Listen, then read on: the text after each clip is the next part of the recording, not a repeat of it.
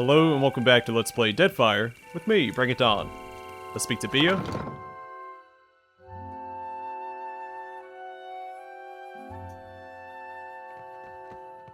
My village was not like this. Why does Queen Onikaza not send the foreigners away? I found Bataro in the old city. He's dead. Of course. I only hoped. She looks away. She breaks off, shaking her head. It is no matter. Thank you for telling me. How many of you need passage to Roatai? We are 6. 3 children, 2 babes, and me. I see. My village was not like this. Why does Queen Onikaza not send the foreigners away? Did you know Bataro is working for criminals? Of course not. He worked on the docks, I'm sure of it. Her face flushes with shock. I'm a watcher. I read the memory in his soul. She blinks at you in disbelief, her mouth half open. For what do you torment me? He was a good man. Well, I'm sure he was, but you still deserve the truth.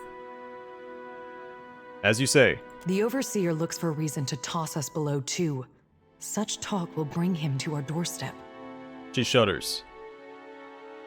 I am going to give her the money for the sake of the children, so give 600 copper. I found the money Bataro hid. Take it. That much copper would only bring suspicion. She shakes her head. Besides, maybe Suduza will accept it in exchange for passage. Or she'll accept blackmail.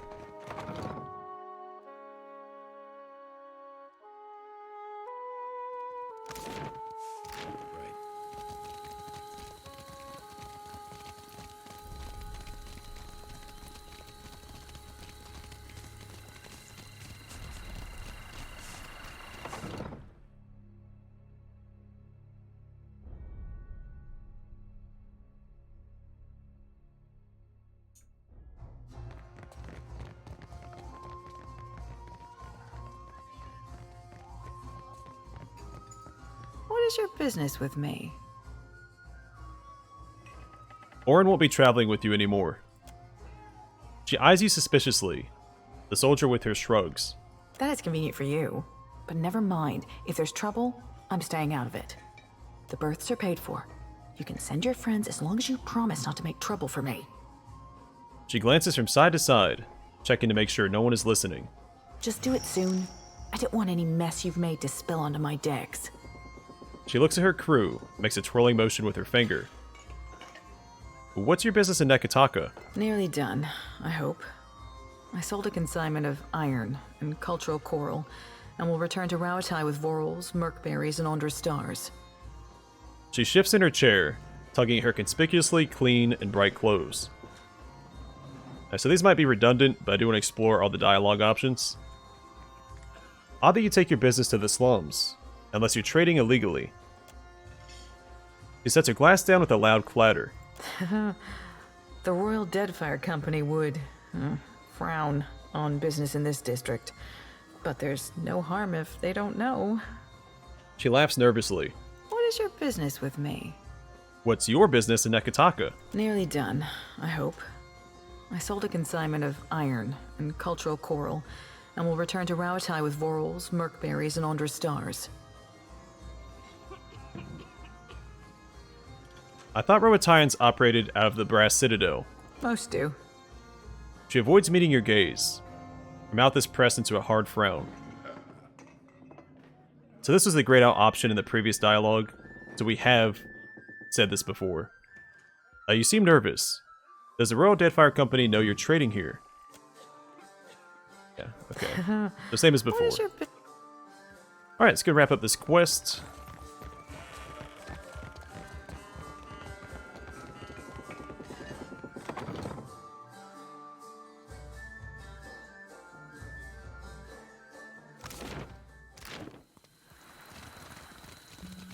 I do want to speak with the Overseer real quick. See if he has any new dialogue since we've come back from the old city.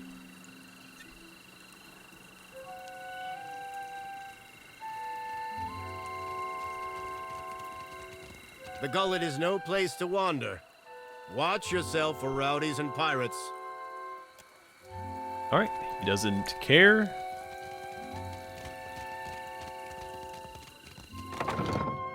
You think he'd be interested in someone returning from the old city, since they send people down there as a punishment. My village was not like this.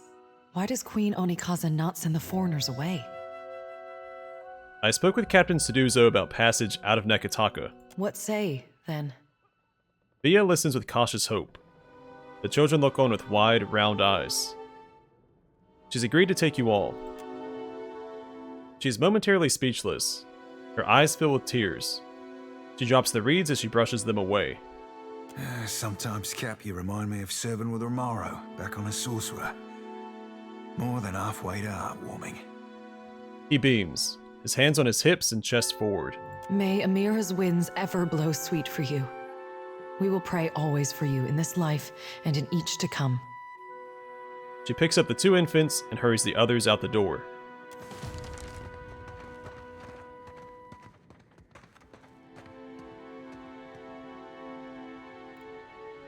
Well, I assume Suduzo won't be in the hole any longer. I'm gonna go check anyway.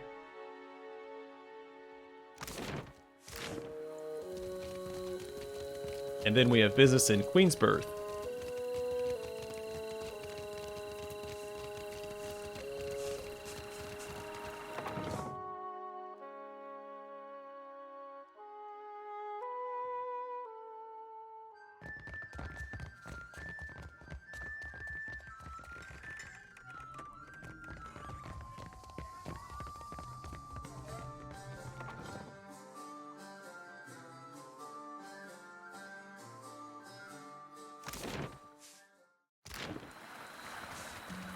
I heard you and Isilmir again. I do wish you would stop encouraging her. Real sorry, Aloth. We'll keep it down. You think I care about your childish jokes? What bothers me is how she dog-ears my grimoire. And you keep bringing her out. Just looking to lighten the mood, I guess.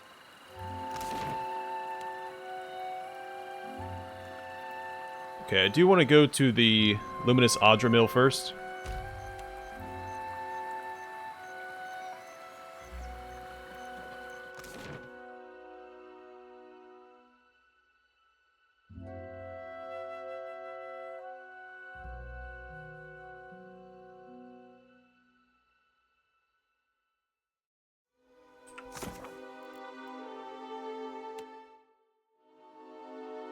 Yeah, so we owe Mad Marina 6 crates, and I think we have 3.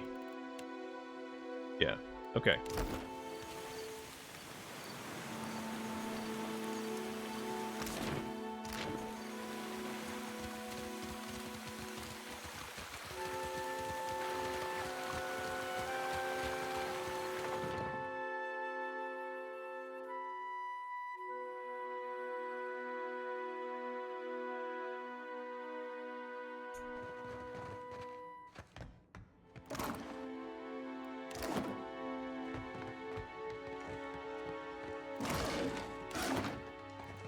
How may I help?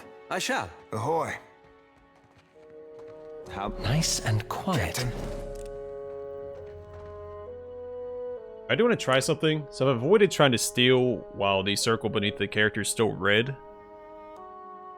Just quick saved. So you are safe to steal even when it's red. So why are there 2 different colors?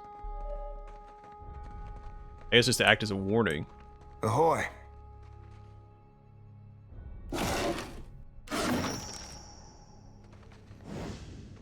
Aye?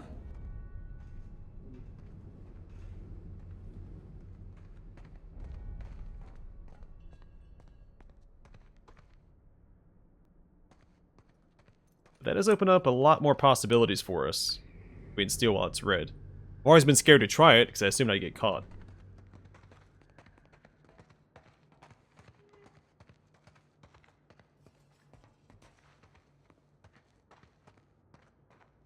When this guy walks away, we should be okay to steal this stuff.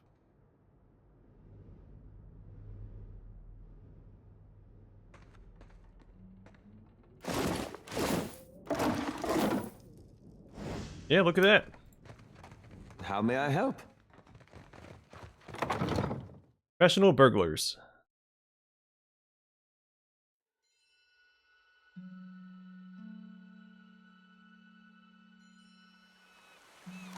Alright, let's go meet with the Bardados, because I want to turn in this one quest before we try to make peace.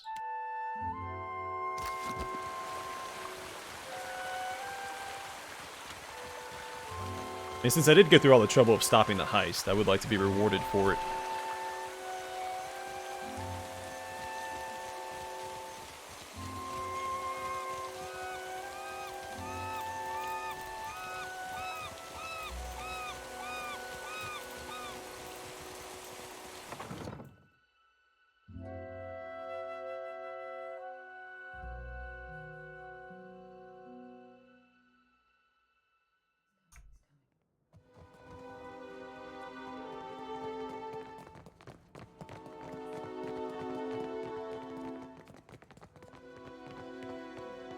My intelligence speaks of agitated whispers in the Valera household.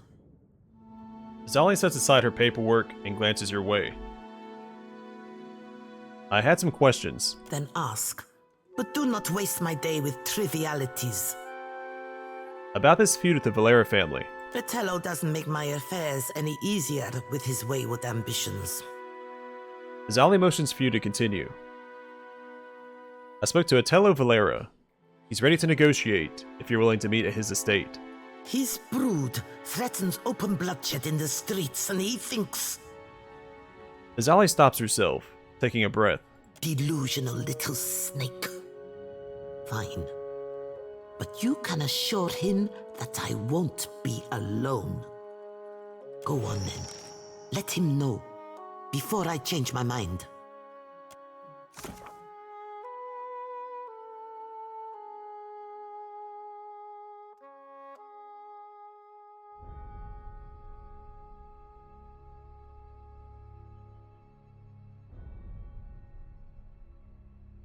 Okay. My intelligence speaks of agitated whispers in the Valera household. I want to talk about the Valera plot against your house. Have on then, and don't leave me in suspense. She leans in closer, her eyes boring into yours.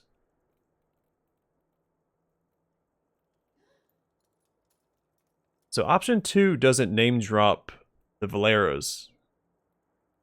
Or Persa. I found this floor plan of the Bardado estate. It looks like thieves are mapping a route into your vault. Treachery from within.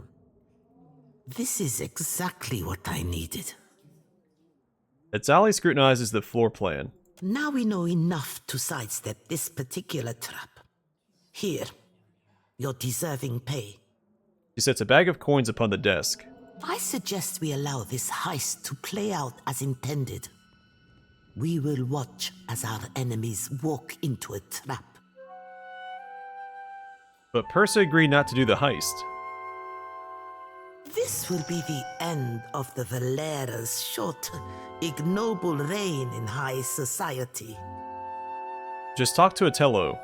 It's not too late to solve this peacefully. It most decidedly is. I have no use for a faint heart. Find me when you come to your senses. Speak up. My business never sits still for long. Zali plants one hand on her hip and gestures for you to speak. Fratello doesn't make my affairs any easier with his wayward ambitions. It seems like a waste of your resources. Doesn't it? This is no surprise to me. Her eyebrows raise. Fortunately, Atello has fewer resources to expend than I do. More pleasant subjects, I hope. Alright, so I do want to do the heist. I want to see what happens. Because we convinced Persa not to participate.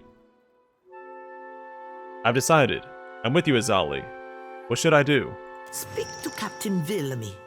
You will find him downstairs in the vault. Zali nods to her guard, and then waves to dismiss you.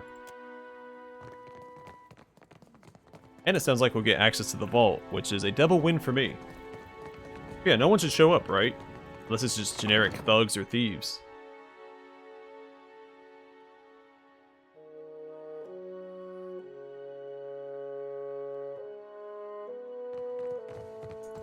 Freedom of the estate doesn't mean you get to ignore me. Are you sure? Exactly what I'm gonna do. There are a few recent guests logged in this ledger. This chest's identifying plaque is blank, suggesting it is empty. I've got it. The contents of this chest belong to a handful of local Valian families, identified on a plaque. I shall. Nice and quiet. I'll see what I can do.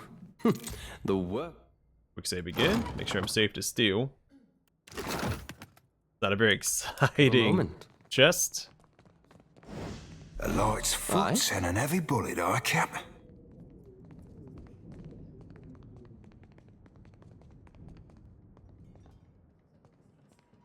Well, that's cutting it close, isn't it? I'll see what I can do. It is done.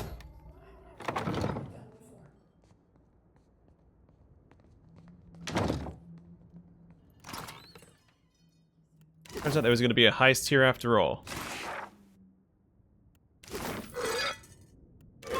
Subtle indeed. The work of a moment. That's pretty good. It's Ollie's ledger. This ledger is a record of luminous Adra shipments back to the Valian Republics. Swift Jackal, 1 ton, 500,000, is it Lush? Down for Sprento, paid in full. Feathered Witch, 1 ton, 500,000 Lush. Down for Atzia, paid in full. Avangiata, half a ton, 140,000 Lush. Down for Akenzi, Mutiny Lost. Lady's Promise, 0.75 tons, 440,000 Lush. Down for Atzia and Revwa, Lost, Raided. Andra's Knife, 1.2 tons, 510,000 Lush. Down for Sprento, Intercepted. There's a note in the margins from one of Etzali's clerks. My lady, the strain cannot have escaped your notice. Our superiors grow agitated by the volume of product that ends up in Principe holds. There are too many pirates, and too many dissatisfied captains, to send out volleys of lighter cargo as you suggested. Your orders on how to proceed. I've also made note of several inconsistencies, areas where my predecessors skewed the math to benefit an outside party. Pages are also missing, which leads me to believe you have been robbed. Interesting. Does the Valera hunt pirates?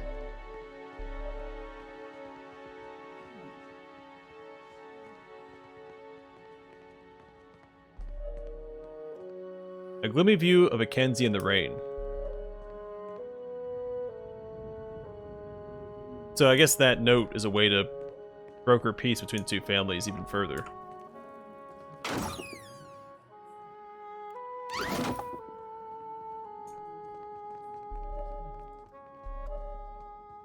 Oh, hello there.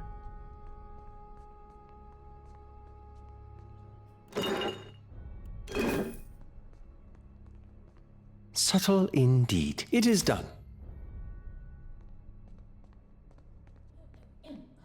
Subtle indeed. The work of a moment. I'll see what I can do. It is done. I have to keep going back and forth because there's... Is it 2 locks per side? It looks like just 2 in the center. Okay. So we'll eventually get into this vault. Oh, I shall. I'll see what I can do. Oh, skill's too low. Do we have any of that thief's putty? Or can we make any?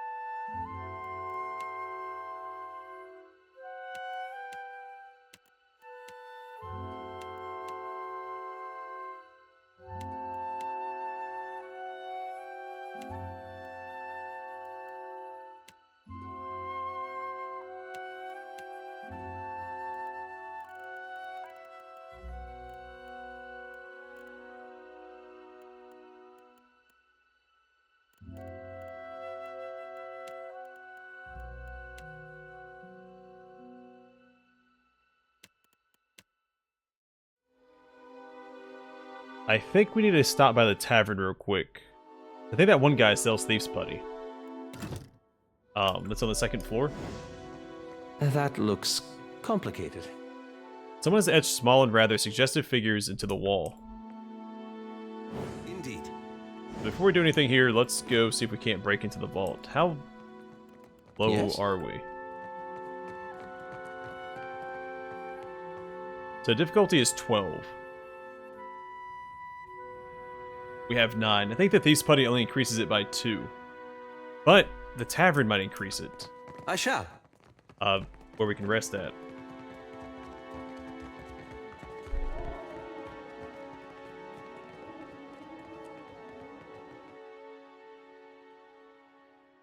So our current plan is to perform a heist before the heist takes place.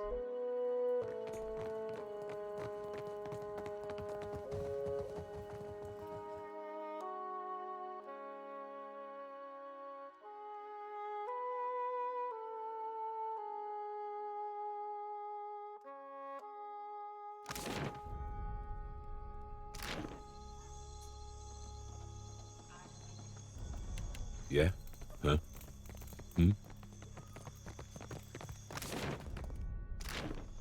You must gather your party Sure. before venturing forth.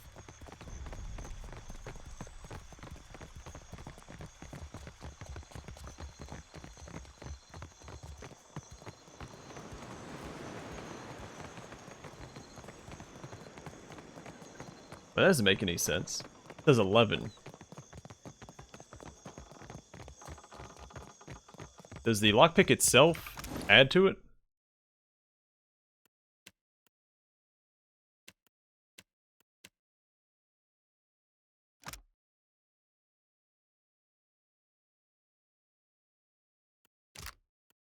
Okay, so the putty might be enough for us to actually break in. We'll still see what the room bonuses are. It's probably worth checking out the hole as well. Is anywhere that's going to give a bonus to mechanics? And the hole sounds like the perfect place for it.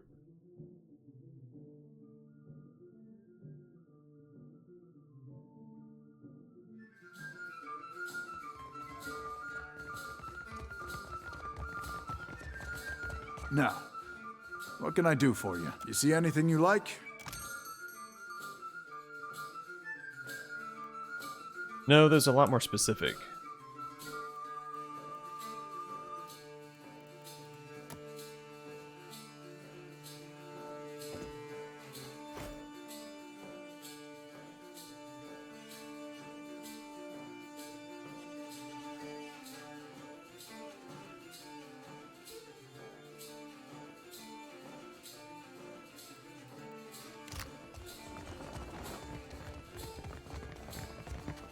Try to speak with this guy while I was up here.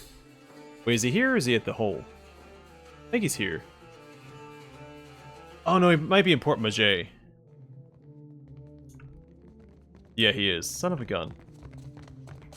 Well, we do need to go there anyway. Because I don't know if I'm going to lose access to the vault after we do this quest. So I think we're going to go to Port Maget. Then we can speak to the lone survivor.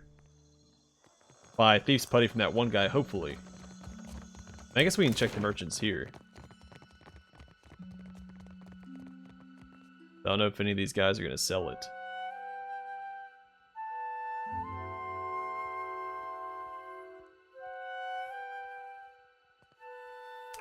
So let's make a small trip back to Port Maget.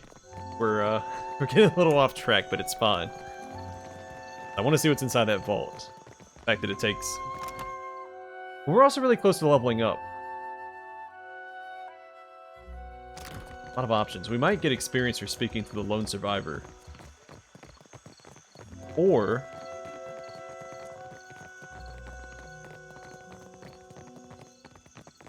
instead of going all the way to port... Well, we have to go there anyway. Let's just do that. Because I was going to go to, the Undercroft. Yeah. Speak with Mad Marina, turn in the Luminous Audra crates that we have.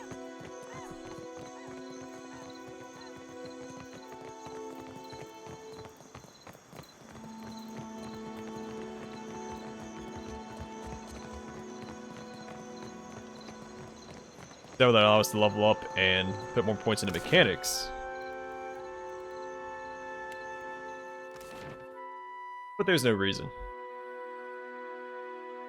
So I don't want to forget about speaking to the lone survivor.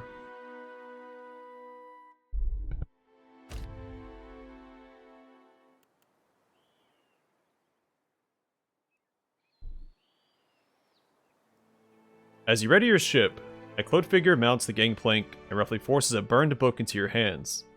They turn and depart without a word. Burned Book of Law. The binding of this tome reeks of smoke. What few pages remain are crinkled and black. Based on the few chapter headers that survived the fire damage, this might have been a book of antiquated laws. Now it's nothing more than a charred relic of authority. You crack the spine of the old book, revealing blackened pages of dense, illegible text. The words recede into the shadows the longer you focus on them. Suddenly, the page widens to eclipse the world around you. A dark void stretches out on all sides, the air full of choking fumes that carry dying embers and curling flakes of ash.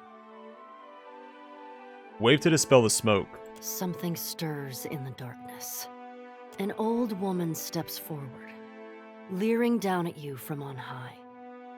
Her smile is toothy and cruel. Her cheeks warp around it like melted candle wax. I'm so glad that my messenger tracked you down. These days it's impossible to find good help. Wodika. Watcher, before you draw your weapon, know that these proceedings are under a banner of peace. If this was a trap, it would have already closed around you. While Bareth whispers in one ear and Aethys shouts in the other, I thought you could use a more seasoned perspective to drown out the noise. What could you possibly say that I haven't heard already? Insolence will not help you here, child. Don't you find it unusual how open and accessible my siblings have made themselves? After millennia of subdued whispers, now they practically scream their intentions. And isn't it strange how we never bicker unless a mortal is watching?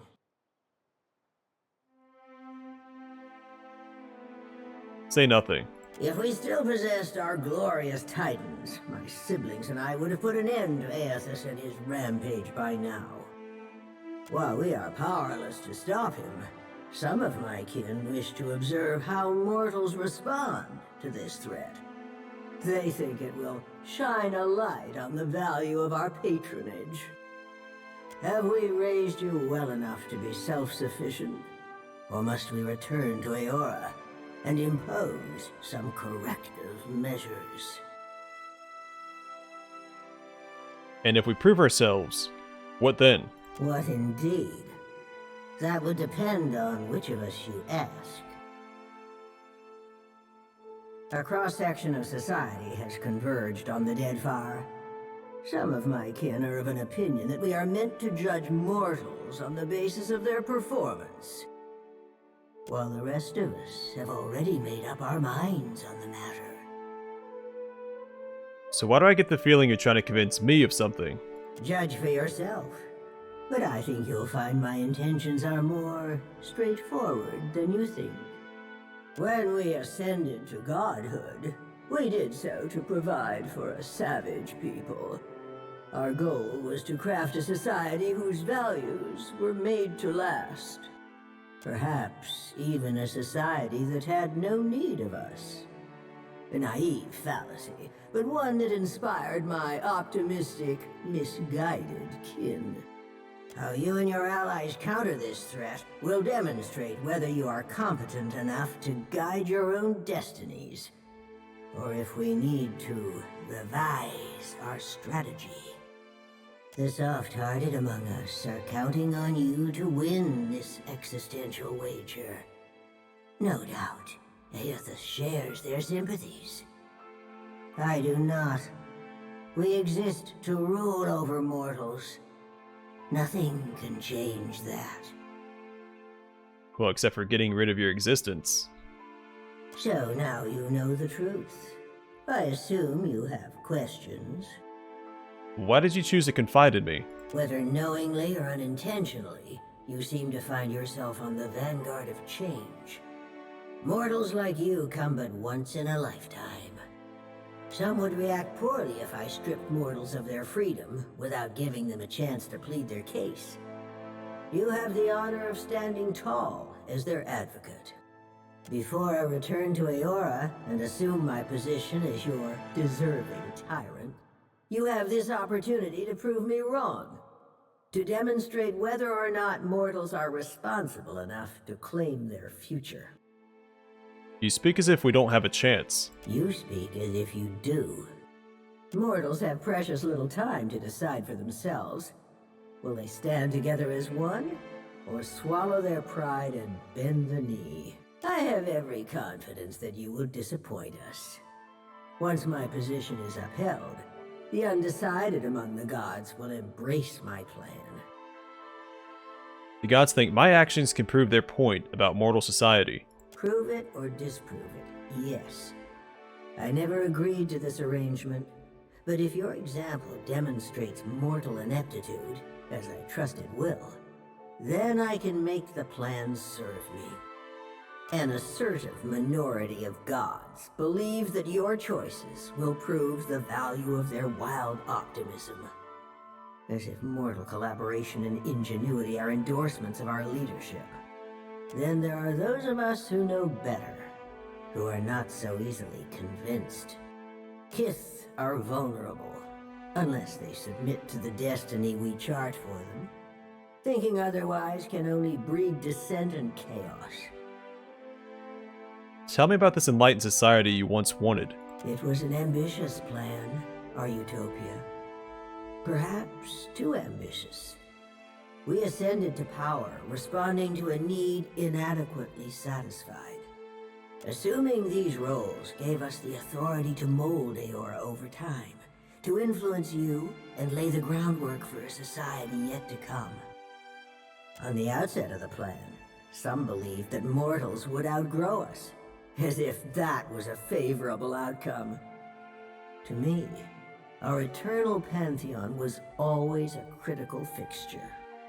It could have always been a critical fixture since you were created. So before that point, you weren't a fixture.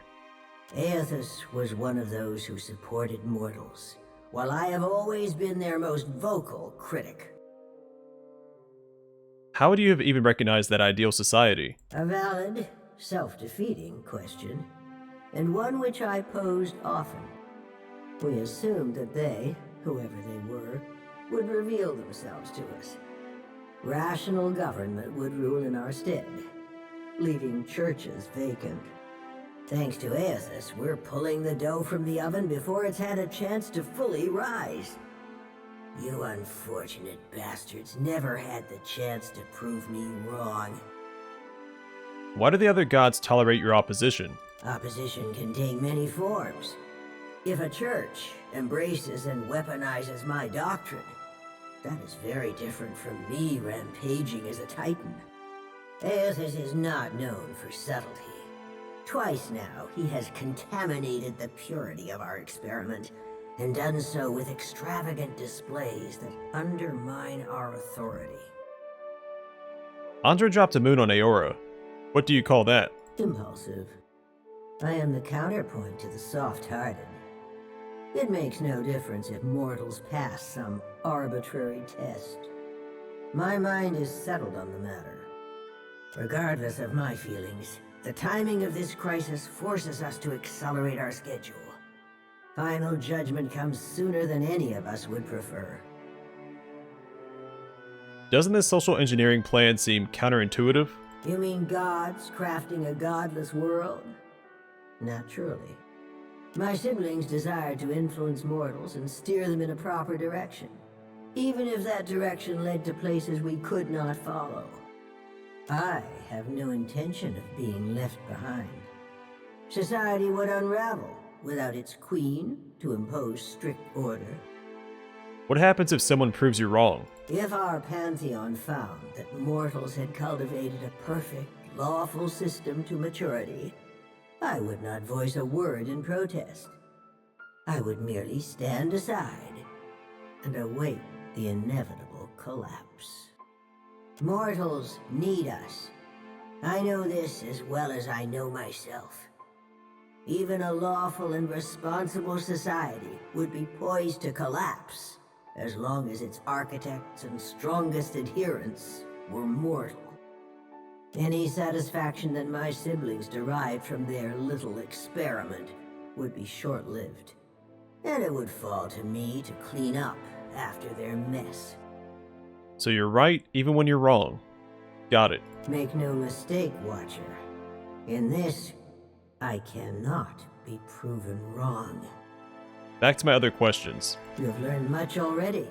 Only ask if you are ready for the truth. Has your opinion of mortals changed at all? Nothing you've done has tarnished it utterly beyond repair. You may congratulate yourself on that much, at least. I want to talk about the wheel and your rise to godhood. The wheel is our shared responsibility, and each of us serves it in our own fashion. I am the axle upon which the gods balance their power. Aethys keeps the wheel in motion. He was our promise to mortals that time and labor would yield a deserving reward on the next turning of the cycle. How did the Anguithans become gods? At the height of our power, we recognized the potential of the soul. We knew that it could be bound, split apart, diverted like a river, and hammered together. Hammering was trivial. Those of us who agreed with the Apotheosis Project, and many who did not, submitted to a violent and horrible erasure of our individuality. After the dust settled, we adopted the forms of beings from Eora's most prevalent myths. There were other faiths and legends, but we labored to strike their names from history. How exactly does the wheel function?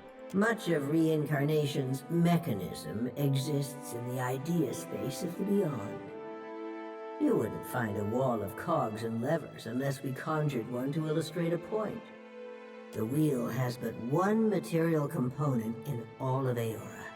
Something we built to channel essence through luminous Adra and into the beyond with reliable continuity. Before we intervened, the flow of essence was directionless, unpredictable. We succeeded in widening the gap, diverting it, giving it an efficient path to follow.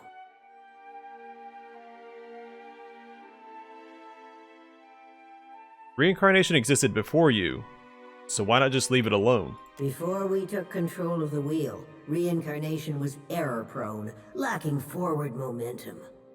Hollowborn were fairly common, and hardly the worst of the soul maladies.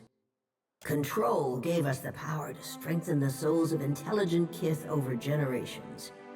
We made you wiser, stronger, more likely to develop the society we thought you deserved. Every turning of the cycle demonstrated the righteousness of my belief. Nature begets chaos, and discipline begets perfection. Alright, back to my other questions. Speak, Watcher. It isn't every day that I open myself to these communions, so spend your breath wisely. Close the book. We'll speak again. Yes, I think we will. This is not the end of our discussion. You know how to find your way back to this place. Wotica nods stiffly. You feel her presence drift as a breeze, rustling as it goes. Let's make sure that book...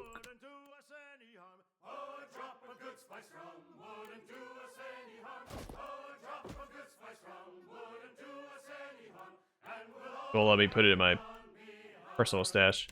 Alright, I'm going to call it here. Next episode, we'll go back to Port Mage and speak with the lone survivor, buy some illicit goods so we can break into a vault, and go from there.